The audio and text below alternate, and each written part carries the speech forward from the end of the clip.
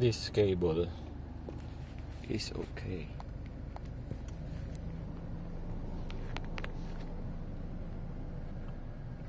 It's charging. This cable is not okay. First time use after opening.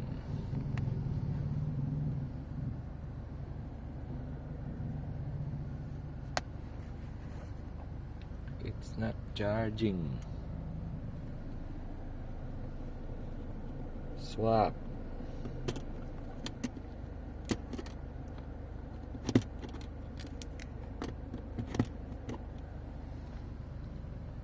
Still not charging. Back to the good cable.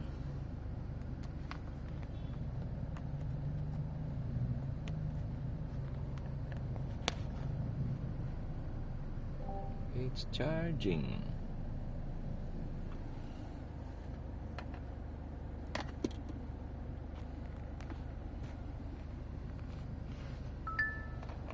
This one is defective. First use.